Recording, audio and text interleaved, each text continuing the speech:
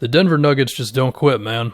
3-1 against the Jazz, forcing a Game 7, 3-1 against the Clippers. I mean, we already knew that Jokic was a top 10 guy, but he's just further cementing that. I mean, he has been a matchup problem for everybody, including the Clippers.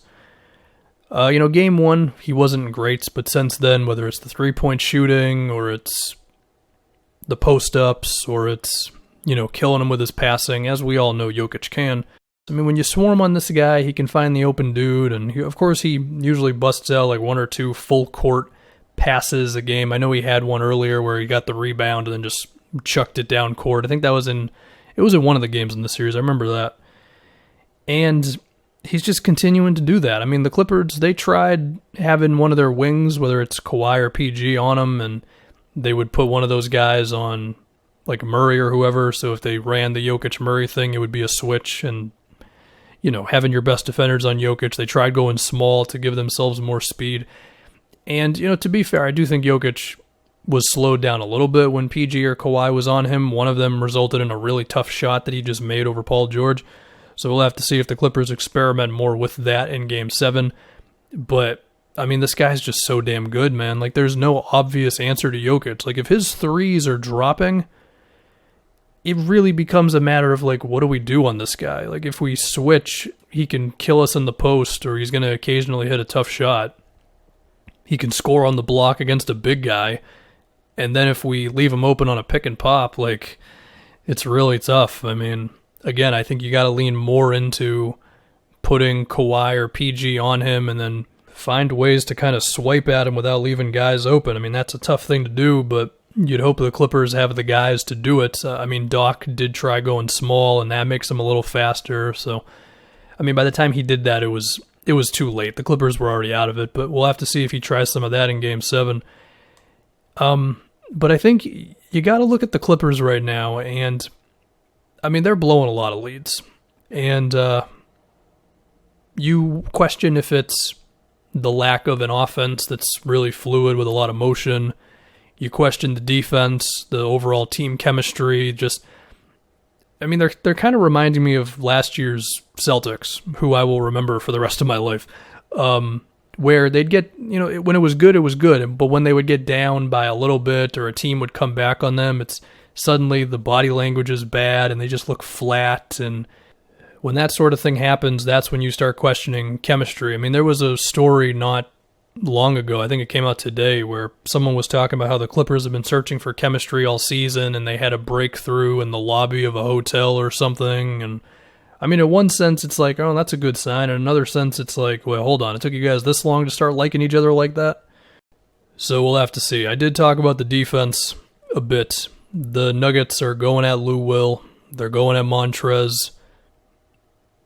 And the Clippers don't have a lot of options. I mean, Montrez has been terrible in this playoffs. He did have some off-the-court stuff, and we definitely sympathize with that, but we can only speak on what's happening on the floor, and he just hasn't been good. I mean, he's getting torched on defense. He's not that overwhelming, physical, high-effort force on offense. And his minutes have been dropping. I mean, the last 3 games, 18 minutes, 16 minutes, and 15 tonight. Zubats has been playing a lot more. I don't know. They need Montrez to be Montrez. I mean, if you were going to talk about the Clippers being a really, really good team, it included Montrez giving you that 16, 17 a night and the offensive rebounding. And I mean, it's just not happening right now. I think part of it could be that Jokic is just huge. I mean, even if he lost some weight, he's still just really freaking big. And it's tough to get around that guy, around the basket. And as for Lou Will, I mean, he just hasn't been good. He's missing a lot of shots. I think his size is starting to hurt him a bit. And defensively, he's not exactly a force, we can say. That would be one way to put it. And suddenly it becomes Kawhi, PG, and a whole bunch of average players. And yeah, the Nuggets can definitely win in those circumstances when you combine that with the Clippers just not having the energy, not getting up for the game once the Nuggets start getting back into it. And I think we also saw during the Nuggets comeback that they made some shots. Michael Porter Jr. made some shots, but they were just able to get open looks. The Clippers defense, whether it's going too hard on Jokic or, one time they just got straight up beat on a Jamal Murray out of bounds play, which then they got back because Kawhi got a fast break. But the Nuggets are just finding ways to get open. MPJ got open on some swing offense where the Nuggets just do a good job of getting it to the next guy eventually in the corner. Gary Harris got a look like that. Gary Harris had a cut play from Jokic on a fast break where the Clippers just didn't pick him up pretty much. But also the Nuggets guys are so good at playing off of Jokic at this point to where it's like, yeah, like, is Gary Harris a great player? No, but he's really good at knowing how to get open for Jokic to get him the ball. So if you're the Clippers and you're looking around after a missed shot, well, who's picking up who? Well, yeah, now Gary Harris is wide open under the basket. I believe Torrey Craig had a play like that as well. But I think you also have to really credit Denver's defense here because they've actually forced Kawhi into having probably 2 games where he didn't just destroy them. There was game 2, which was the first game of the whole playoffs where Kawhi looked human. And, this game here, he had 25, which still a decent amount, yeah.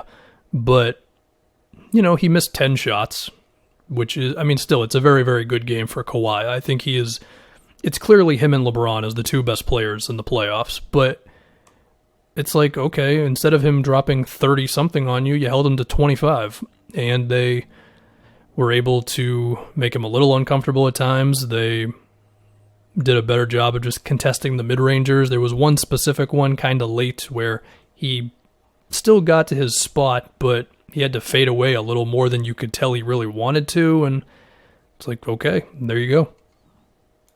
And again, with the way that Lou Will and Montrez are just not themselves right now, this is what you get. You get a Game 7. Do I think the Clippers will win Game 7? Yes, I do think they will win Game 7. Because they're the better team, and that's just, neutral location. They should win. But how do I know that Jokic doesn't go nuts from 3?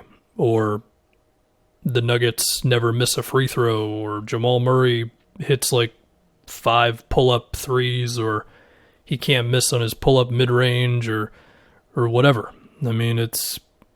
It might be one of those situations where if Doc realizes that Montrez just doesn't have it again, you might just play him like 7 minutes, and whether it's Zubats. Zubats doesn't even put up numbers like that, but he's a safer bet than Montrez right now.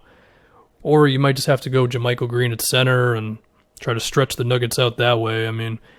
You should still be able to have success attacking Jokic, but again, in a one-game thing, anything can happen, including Kawhi just not missing a single mid-ranger, which is, again, why I still think the Clippers will win because of Kawhi. And PG's been pretty good in this series. I know the jokes went off on PG in round 1 against Dallas. But in this one, he's been all right. Granted, he wasn't great a couple games ago, so yeah, but I'll tell you this much. If Paul George does not play well in Game 7 and the Clippers lose, then, Twitter is... Don't go on Twitter if you're a Clippers fan or a Paul George fan, or if you're just Paul George, because, of course, he's watching this video. I also think the Clippers should get back to daring Michael Porter Jr. to play defense. He did play some good defense in the last game. We'll give you that one. So we'll see if he can do it again in a Game 7. So it'll be fun, man. It'll be good. So anyway... If you made it this far, like and subscribe. Unless you don't want to, that's fine. And we'll see what happens in Game 7. Also, my Patriots won. Cam Newton, comeback player of the year. I'm saying it right now.